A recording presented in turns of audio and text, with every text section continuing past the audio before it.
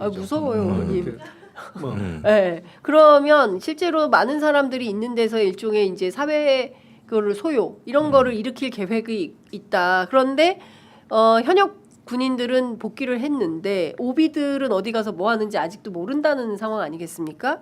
그 경우에 따라서 이런 가능성 없겠죠, 의원님? 어떻게 보세요? 아니 여기 공개된 데는 이제 가능성이 없죠.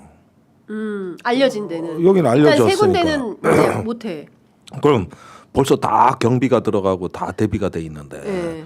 이제 거기 가가지고 하겠어요? 그럼 어디로 가서요? 다른 제3의 장소를 찾겠지. 그런데 하긴 해요? 아니 그러니까 이걸 보세요. 네. 지금 노상원이가 잡아들어서 우리가 그 저 범죄 단체를 결성한 두목을 잡아들였다고 봤는데 네. 우리가 모르는 중간 단위 그 지휘 체계가 더 있는 것 같아. 중간 단위 지휘 체계? 그러니까 저기 어떤 총 지휘 체계가 있는가 하면 예. 그 밑에 부두목급들의 중간 관리자들에 의한 지휘 체계가 더 있는 것 같거든요. 그러니까 이를테면 어떤 그러니까 이제 현역들은 그 사령관 밑에 여단장 계급이 있고 네. 그 여단장이 운영하는 점조직이 있는데 예. 내가 그 좀 그쪽 계통 그 군인들한테 물어보니까 저기 어떨 때는 국정원, 어떨 때는 용산지시도 직접 받는데요.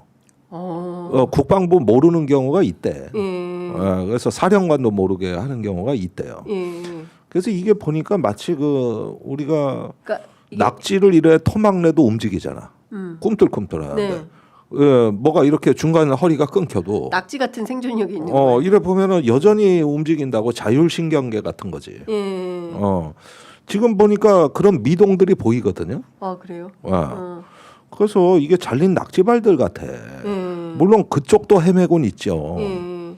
그런데 이 부분이 깔끔하지가 않고 중간 책들이 있어 보인다. 그 지휘계통을 지금 파악을 못하는 거거든. 그러니까 이게 지금 수사가 안 돼서 그러는 겁니까? 아니면은 정보 공개를 안 해서 그러는 겁니까? 아니 그러니까 지난 20일간 뭐 그 국방부가 한 일이라고는 증거인멸만 하고 국군 통수권자는 윤석열이라고 네. 그리고 너무나 많은 증거가 사라졌어요. 그러다 보니까 빨리빨리 꼬리 자르고 저기 은신하는 사람들이 굉장히 많았는데 그걸 놓친 거죠. 네. 아, 진짜. 사실은 근데 이게 이른바 백색 요원들이 아니고 흑색 요원들이기 때문에 그거는 한계가 있죠 파악에. 흑색 자체가 드러나면 안 되니까. 신원을 절대 공개하지 않고 예. 뭐 그 사람의 신병이 잡혀도 국가에서는 인정을 안 하는 거죠. 그게 HID가 그런 흑색인데, 거잖아요. 예. 그렇기 때문에 사실은 흑색 요원들이 동원이 되면 상황 파악이나 어떤 그거의 컨트롤에 분명히 한계가 있는 것이고 그게 이제 국가의 이익을 위해서 활동하라고 그런 제도나 뭐 막대한 지원 비용. 같은 거를 만들어 놓은 건데 지금 이 내란 세력이 이걸 이용하게 될 줄이야 좀 꿈에도 생각 안 했는데 이렇게 되네요. 그러니까요. 근데 지금 그 예를 들어서 그러니까 오늘부터 대혼란이 또 시작되는 것 같습니다. 그러니까 12월 14일 날 국회에서 어쨌든 탄핵소추안이 가결되고 그때부터 이제 정상화의 길로 갈 거라고 전 세계가 판단하고 역시 대한민국은 달라 이렇게 추앙했던 세계가 지금은 이렇게 혼란스러운 나라였어. 그리고 실제로 카르텔 국가다라는 얘기가 이제 바깥에서 나오기 시작했고 남미 같은 수준 얘기가 나온다는 겁니다. 근데 우리는 그런 나라는 아니지 않습니까?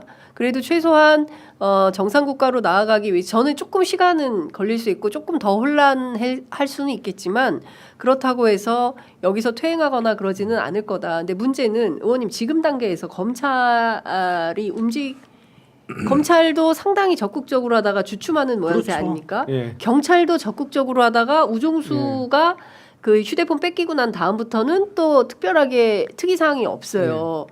그리고 공수처도 마찬가지고 공수처장 같은 경우에는 국회에서 완전히 태도를 바꿔버렸어요.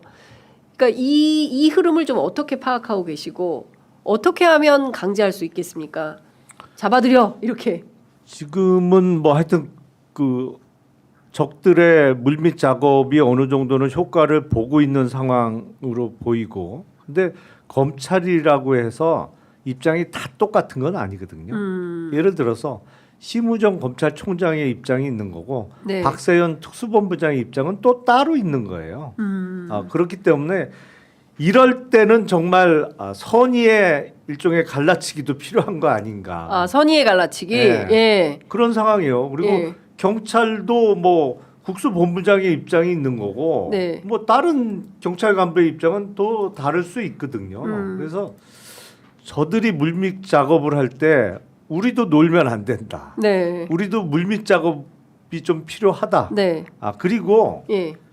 이 수사기관을 비롯한 권력기관의 특성이고 뭐 대부분 그렇습니다만 미래 권력이 확실하게 보일 때는 그쪽으로 쏠려요. 근데 이게 지금 보이는 듯 하더니 안 보이는 거 아닌가라는 판단하에 다 주춤주춤하고 있는 상황이거든요. 네, 네. 그래서 이럴 때는 좀 미래 권력이 네. 물 밑에서 움직여 줘야 돼요. 네. 그러니까 지금 미래의 권력에 해당하는 사람들은 지금 전부 대선 출마 예. 아니 근데 일단 대선을 만들어야 출마를 그러니까 하죠. 아니 저는 그게 이해가 안 가. 이준석 대표도 그렇고 홍준표 시장 오늘 출마 선언했잖아요. 대선 출마한다고 입장을 밝혔어요. 그런데 이 국면이 끝나야 대선도 가능한 거 그렇죠. 아니겠습니까? 그런데 전부 마음은 콩밭에 가 있는 상황인 거예요. 말도 안 되는 상황이죠. 그러니까. 아니 지금도 탄핵 반대 입장이면서 그래서 대선 출마를 해.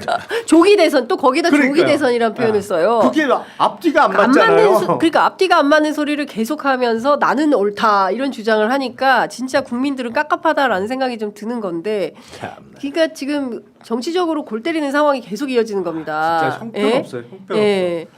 근데 진짜 지금 어쨌든 오늘 오후에는 헌법재판소에서는 그 변론 준비기일 절차 돌입한다는 거고요. 2시에.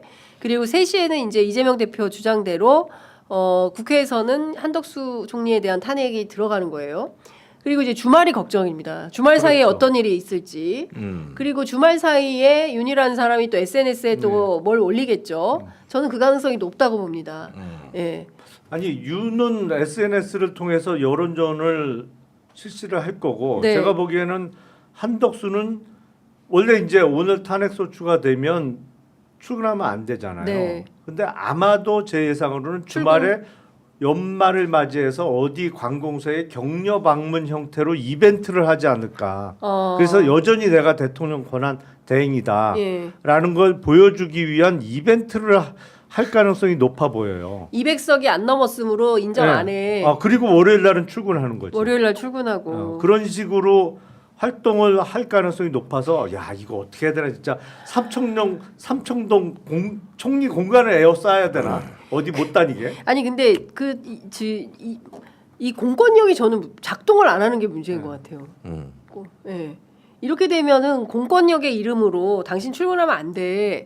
그리고 그거를 경력을 투입을 해서 막든지 뭐 이런 활동을 좀 해야 되는데 안 움직이잖아요. 일단 잡아 넣는 게 먼저니까. 일단 잡아 넣어야 돼. 잡아 넣으면 어디 나갈 일도 없잖아요. 일단 수계를 잡아 넣어야 된다. 그렇죠. 예. 일단 한 총리에 대해서는 내란 협조 의혹을 지속적으로 제기해야 될 것 같아요. 사실은 윤석열이나 김용현 입장에서는 한 총리를 안 끌어들이면은 모든 정당성이 무너집니다. 헌법 절차잖아요. 총리를 통해서 건의하게 돼 있거든요. 그리고 국무회의를 하게 돼 있다고. 네. 이 중에 하나만 빠져도 자기들이 얘기하는 계엄의 정당성은 다 무너지는 겁니다. 그러니까 이 사람들은 어떻게든 한 총리를 끌고 들어가야 된다. 근데 한 총리는 안 끌려 들어가려고 발버둥 치고 있다고. 여기서 갈라지는 거거든요. 그러니까 이거는 앞으로 헌법재판이나 이 수사에 매우 중요한 포인트입니다. 네. 저쪽은 계엄이 합법이라고 얘기를 한다면은 그러면 국무회의 심의하고 총리가 역할을 한 개 대줘야 돼요. 네. 그런데 지금 한 총리는 그렇게 했다면 자기가 죽죠. 그렇다고 해서 또 아닌 것도 아니고 긴 것도 아니고 네. 이게 회색지대로 들어갔는데 저는 이 계엄의 어떤 정당성, 합법성 그다음에 한 총리가 가담했냐 아니냐 이게 최대 위크 포인트인 것 같아. 이 사람들의. 네, 네. 요걸 어떻게 공략하냐 이게.